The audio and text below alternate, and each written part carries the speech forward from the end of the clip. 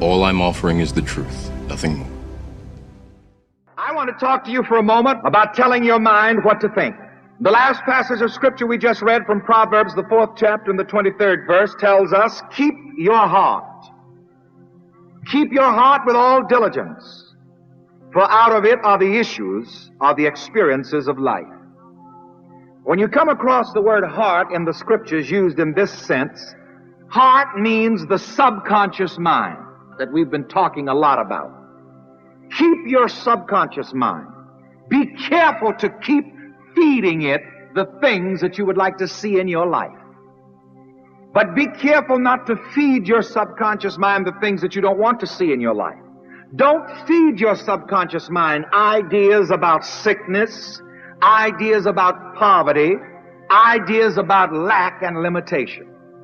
Feed your subconscious mind ideas about health, ideas about abundance, ideas about prosperity, ideas about love and goodness.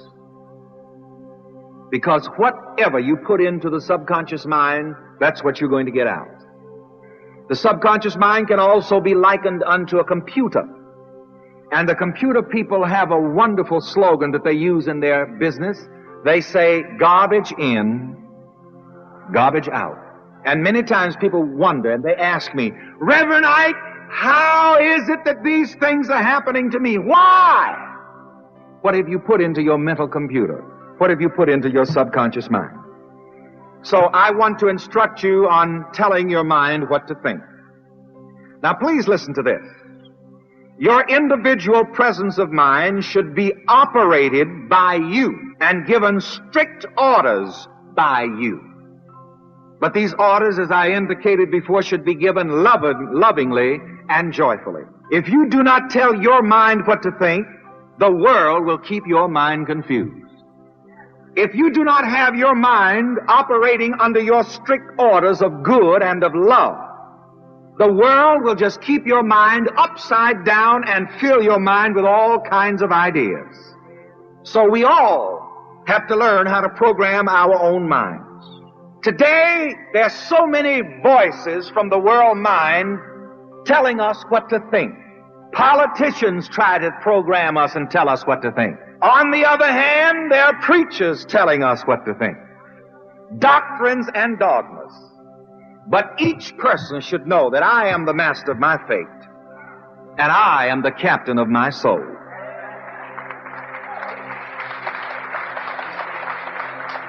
Never let any thought or any idea take up residence in your mind unless first of all you examine it and choose to have that idea in your mind. This is what Joshua meant when he said to the children of Israel, choose you this day whom you shall serve. You should not admit any ideas into your mind unless you consciously choose those ideas. And whatever you do, don't let other people tell you what to think. Choose you this day whom you shall serve. So now, what are the good things that we can generally agree on, that we can tell our minds to think? I'm going to give you the general wordology here that I like to use, and then we're going to do some practice work. You see, here at this church, we don't just talk about what is good for us to do, we practice. And we show you how to put these things into action if you so desire. You should tell your mind constantly to think health, happiness, success, love, and prosperity. Repeat these words after me one by one. Health, happiness, success, love, and prosperity. Now let's stand and do what I call a mind exercise. And of course, this is prayer. This is prayer in its truest sense. And remember now, we're not trying to get God up in the sky or God way off somewhere to do anything. We're simply getting it together in our own minds, in our own psychology. And I want to say this, it may shock some of you. You are the only person that you need to convince. All you need to do to get whatever you want is to convince yourself of it. If you can convince yourself in your own mind of the reality of you having $1 million, $1 million would come to you. So please remember, when you're praying, who are you trying to convince? Myself. Now you see, that makes it simple, doesn't it? If you're here today and you're not experiencing health as you would like to, you don't have to convince God in the sky to heal you. All you have to do is convince yourself in your own mind of the reality of you having health. Some said, there he goes on that mind science again. Yes, here I go on that mind science again. And remember, the Apostle Paul taught mind science. He said it in another way, but the same thing. He said, be you transformed by the renewing of your mind, that you may prove what is that good, perfect, and acceptable will of God. Is that Bible, saints? You're praying for some God in the sky somewhere to change you, to change conditions, to change your health, to change your home, to change your husband, to change your children, to change your financial condition. That's not it. Be you transformed by the renewing of your mind. In other words, convince yourself of the reality of a change. And when you convince yourself of a reality of a change, then that change will take place.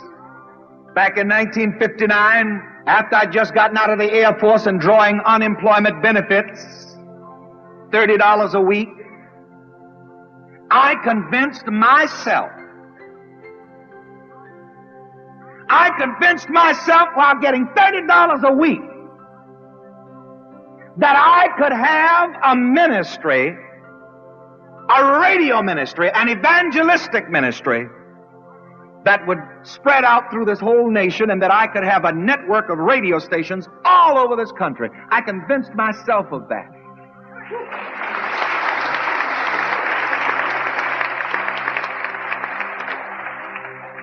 You see, because some of you stand here and you hear me talk about what you can be, what you can do, and what you can have, and you know what you say? You say, oh yes, Reverend, I can talk because he's got it. Well, I'm telling you how I got it. And the same way I got it, I want to tell you and show you how you can get it.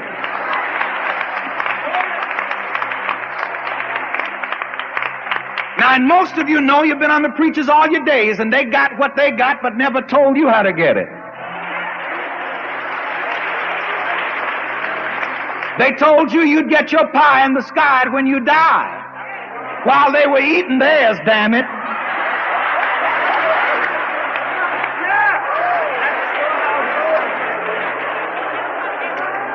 They rode up to the church in their Cadillacs and their long white robes already, and told you to bring your tithes and offerings, and you'd get yours by and by in the sky when you die. Yeah, and if you didn't do it, they sent you to the other place. So now listen to me, and you shall know the truth, and the truth will set you free. The same truth that set me free, I want to give it to you so that it will set you free. You see, people say, well, Reverend, I can talk because he's got it. And I want you to know where this thing came from. I started this multi-million-dollar ministry when I was drawing unemployment at $30 a week.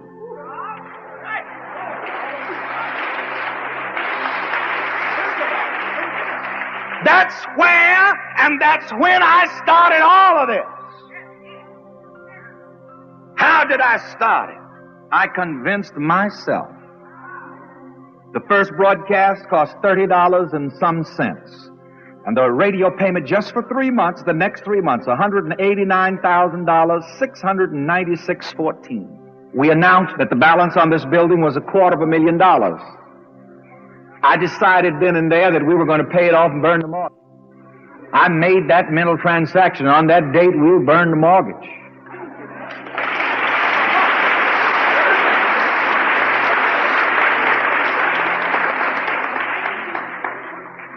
So you see, we're dealing now, here again, to take you back to the conscious mind that I illustrated to you a while ago. As long as you stay just in the conscious mind, you're not going to change. Because even then, when I wanted this tremendous minister, the conscious mind says, how can you have it? You don't have a job and you're on unemployment and you're only getting $30 a week. How can you do it? What's that? That's the conscious mind. It's always the conscious mind that asks you how. Because the conscious mind only works in the realm of what it can see with the natural eye, feel with the natural touch, taste with the natural sense. This is why you have to convince yourself down in the subconscious, I can be it, I can do it, I can have it.